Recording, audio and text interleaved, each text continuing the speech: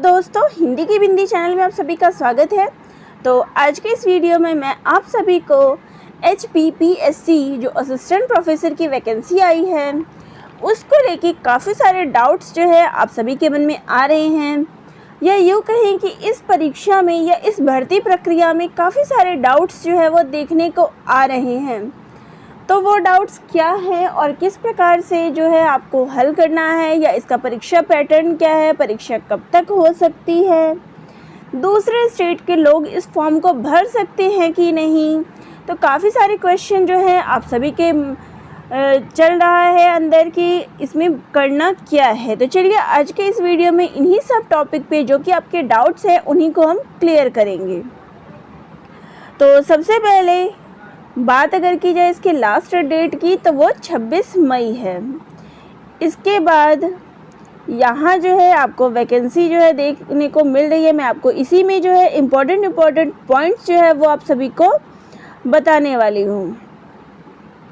तो सबसे पहली चीज़ जो बात आती है कि दूसरे स्टेट के लोग इसको भर सकते हैं कि नहीं।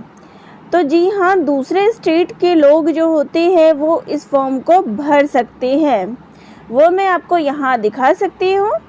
तो देखिए, the reserve category belonging to other state will be treated as general category. यानी कि अगर आप दूसरे स्टेट से बिलोंग करते हैं, HP से बिलोंग नहीं करते हैं, हिमाचल प्रदेश से अगर आप बिलोंग नहीं करते हैं, दूसरे स्टेट के हैं, तब भी आप इस फॉर्म को भर सकते हैं।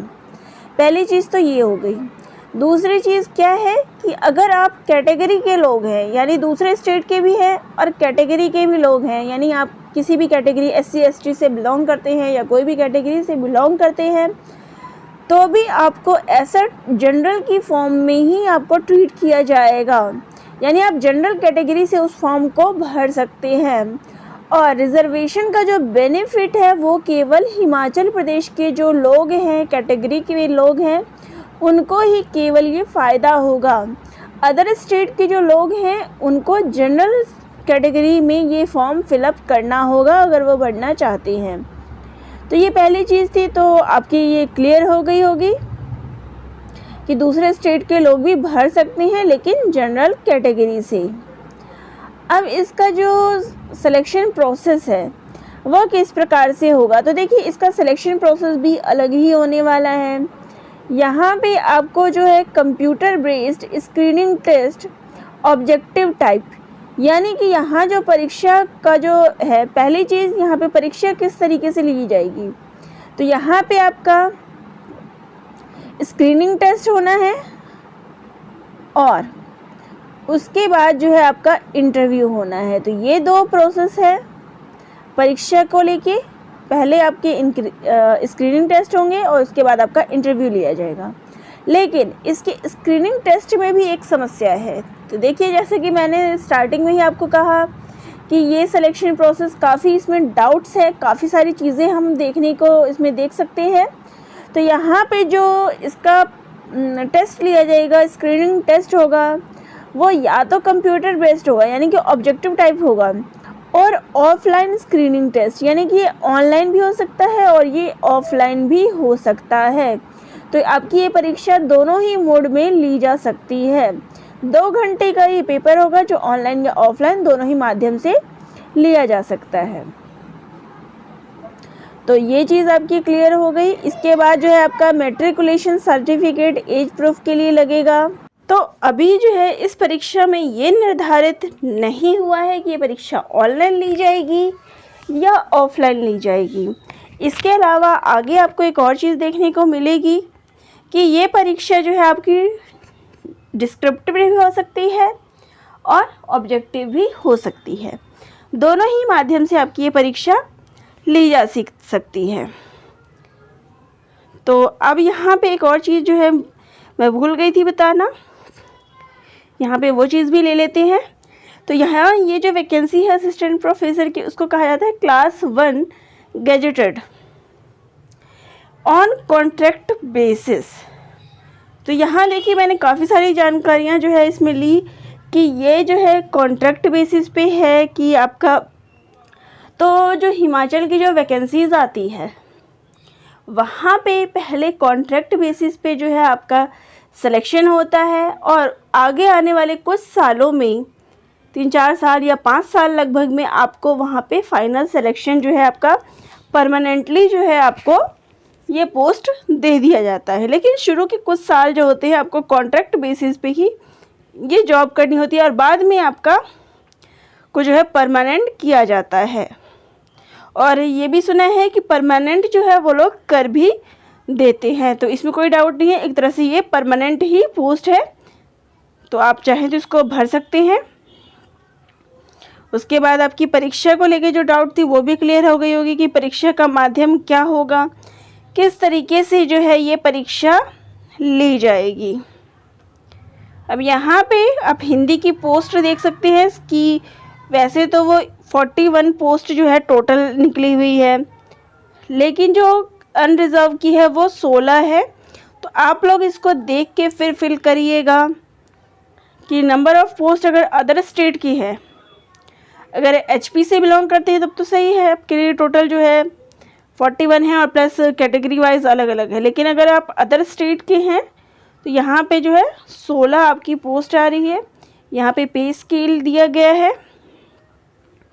क्वालिफ़िकेशन की बात करें तो क्वालिफ़िकेशन वही, अगर आप एचपी से बिलोंग करेंगे तो आपको 55% मार्क्स है और रिज़र्व कैटेगरी के लिए यहाँ 5% का ऑफ है। तो ये चीज़ है। अब यहाँ कन्फ्यूज़न ये भी हो रहा है कि रिज़र्व कैटेगरी में जब जनरल एज अ जनरल भर रहे हैं अदर स्टेट के तो फिर उनका भी शायद 55 ही चाहिए होगा। तो ये कुछ डाउट्स जो है इसमें आ रहे हैं जो आपको फॉर्म भरते टाइम में ही पता चलेंगे कि अगर जनरल कैटेगरी से अदर स्टेट वाले भर रहे हैं, जो किसी कैटेगरी से बिलोंग करते हैं, तो उनको 55% मार्क्स चाहिए या 50, वो थोड़ा देखना पड़ेगा। तो यहाँ पे जो है नेट सेट जो है आपका क्लियर होना चाहिए। स्लेट चलता है अदर स्टेट में तो वो आपका होना चाहिए। ये देख लीजिए आपके पॉइंट स्केल जो है वो दी गई है।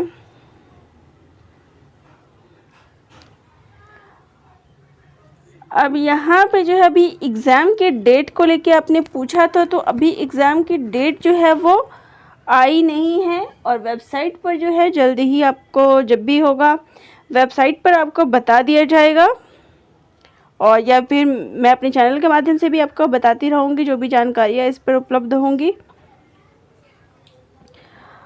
अब एज रिलैक्सेशन आप देख सकते हैं कि 18 से 45 साल के बीच है।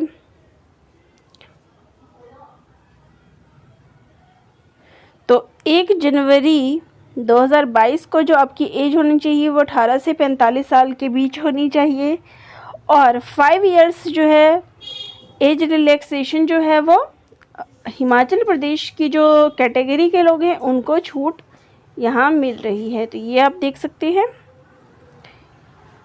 यहाँ आप वेबसाइट पे जाके जो है फॉर्म जो है ऑनलाइन मोड पे भर सकते हैं। और आगे जो भी है अब यहाँ पे आप देख सकते हैं। फ़ीस की बात की जाए तो यहाँ कैटेगरी वाइज जो है फ़ीस की जनरल कैटेगरी की 400 है, और जो कैटेगरी से बिलोंग करते हैं और हिमाचल प्रदेश के हैं उनकी फ़ीस जो है वो 100 रुपये है। अब नेक्स्ट जो थोड़ा यहाँ डाउट आ रहा है वो ये है कि female candidate ex serviceman of HP, तो यहाँ पे जितनी फ़ीमेल कैंडिडेट है एक बार ट्राई ज़रूर करिएगा कि फ़ीस उनके लिए आ रही है कि नहीं आ रही है। जब भी आप फॉर्म भरेंगे तो आपको ऑप्शन में आ जाएगा, क्योंकि यहाँ ऑब्लिक में तो दे रखा है लेकिन वो एचपी के हैं या ऑल फीमेल हैं ये नहीं पता चल रहा। तो आप जब भी अप्लाई करेंगे, क्योंकि यहाँ देखिए जब आप ऊपर फॉर्म देख रहे हैं तो यहाँ देख सकते हैं SC of HP, ST of HP, लेकिन यहाँ जो है ओनली फीमेल कैंडिडेट्स। तो शायद ये फॉर्म जो है महिलाओं के लिए, फीमेल कैंडिडेट के लिए फ़ीस फ्री है, क्योंकि ऊपर में अलग अलग पॉइंट्स में आपको दिया गया है HP। तो यहाँ फीमेल कैंडिडेट्स की जो है फ़ीस नहीं लग रही है। अब ये बात भी यहाँ क्लियर हो गई है। थोड़ा मन में डाउट था, तो यहाँ आप देख सकते हैं कि ऊपर जो है अलग अलग कैटेगरी वाइज HP करके लिखा हुआ है, लेकिन यहाँ नहीं लिखा हुआ, यानी फ़ीमेल कैंडिडेट की कोई फ़ीस यहाँ नहीं लग रही है। ये सारा फॉर्म आपका जो है ऑनलाइन मोड पे भरा जाएगा और जो एडमिट कार्ड है वो आपको मेल के थ्रू, किसी भी प्रकार से पोस्ट के थ्रू जो है आपको नहीं भेजा जाएगा। ये आपको वेबसाइट पे ही ई एडमिट कार्ड जो है वो डाउनलोड कर लेना है और जो भी सर्टिफिकेट सब चाहिए वो आपको ऑनलाइन मोड पे वहाँ जमा करना होगा। देखिए ये पेपर का जो सिलेक्शन प्रोसेस, जो पेपर होना है वो हो गया, स्क्रीनिंग टेस्ट होगा और उसके बाद पर्सनैलिटी टेस्ट होना है। अब सिलेबस की बात, ये एक महत्वपूर्ण टॉपिक है कि आप सभी ने सिलेबस का पूछा था कि इसका सिलेबस क्या है। तो यहाँ देखिए 70 क्वेश्चन, तो जो 70 क्वेश्चन हैं वो आपके MA बेस्ड होंगे, जो आपने मास्टर्स में पढ़े होंगे। 14 क्वेश्चन जो है आपके लैंग्वेज से होंगे और 8 क्वेश्चन जो है जनरल अफेयर और करंट अफेयर जो HP का होगा। 8 क्वेश्चन जो है general affair, current affair, national और इंटरनेशनल लेवल के होंगे। तो यही एक ऐसा सिलेबस है जो यहाँ हमें दिया गया है। आपको अलग से कहीं पे कोई सिलेबस नहीं दिया गया है, क्योंकि मैंने काफ़ी ये वेबसाइट पे देखा और भी लिंक और भी वीडियोस वगैरह काफ़ी चीज़ें देखी इसमें सिलेबस को लेके, तो कहीं और कोई भी चीज़ नहीं दी गई है। यही आपका एकमात्र सिलेबस है। मैंने काफ़ी सारे और भी चीज़ें देखी है सिलेबस को लेके, लेकिन नहीं मिला है। तो ये आपका जो है सिलेबस है, आपकी MA में, मास्टर्स में जो भी है, आप उसी के बेस पे इसको तैयार कर सकते हैं। अब यहाँ पे देखिए कि स्क्रीनिंग टेस्ट जो होगा वो आपका हिंदी लैंग्वेज में होगा। ये हिंदी वाला मैंने खोला हुआ है। तो ये जानकारियाँ थी जो आपको मुझे फॉर्म से रिलेटेड देनी थी। अब यहाँ देख सकते हैं कि ऑब्जेक्टिव और डिस्क्रिप्टिव टेस्ट दोनों में से कोई भी एक आपका हो सकता है और जो एक मिनिमम क्वालिफाइंग मार्क्स होना चाहिए वो 25% फॉर जनरल कैटेगरी और 20% फॉर रिजर्व कैटेगरी। ये जो चीज़ें थी यही आपके डाउट्स थे। अब मैं आपको जो है इसका वो भी दिखा दूँगी, मेन आपको दिखा देती हूँ। वेबसाइट पे मैंने काफ़ी सारे जो है और भी डाउनलोड किए हुए हैं। ये चेकलिस्ट सब हो गए हैं। अब आपको आगे दिखा देती हूँ। तो यहाँ आप देखिए ये जो सिलेबस वाला कॉलम दिया गया है HPPSC का, मैं जब इसको ओपन करके आपको दिखा देती हूँ तो यहाँ काफ़ी सारे जो है आपके सामने सिलेबस आते हैं। तो जितने ये हिंदी का तो मुझे नहीं मिला था, लेकिन अन्य जो है असिस्टेंट प्रोफेसर के जब इन पे मैंने क्लिक किया तो सिलेबस का पैटर्न वही था जो अभी मैंने हाल ही में आपको पीछे दिखाया है। इसी प्रकार से बस पैटर्न दिया गया है, अलग से कुछ भी डिटेल में नहीं बताया गया है। तो यहाँ आप जो है काफ़ी सारे असिस्टेंट प्रोफेसर की जो सिलेबस है वो देख रहे हैं। अगर मैं इनको डाउनलोड करके दिखाऊंगी तो सेम आपको वही प्रोसेस मिलेगा जो पीछे आपने देखा। तो सिलेबस बस इसी प्रकार से है। बाकी यहाँ डाउट ये भी है, बाकी अब मैंने आपको क्वेश्चन पेपर भी जो अगर मैं दिखा दूँगी या सॉल्व करा के आप सभी को दिखा दूँगी, नीचे जो है आपको क्वेश्चन पेपर भी मिल जाएंगे। यहाँ पे असिस्टेंट प्रोफेसर के जो क्वेश्चन पेपर हैं वो भी मुझे मिले हैं।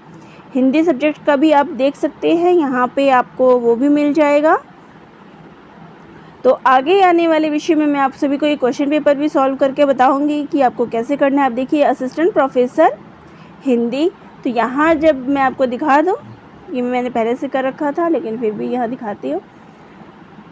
तो ये जो है हिंदी का क्वेश्चन पेपर है।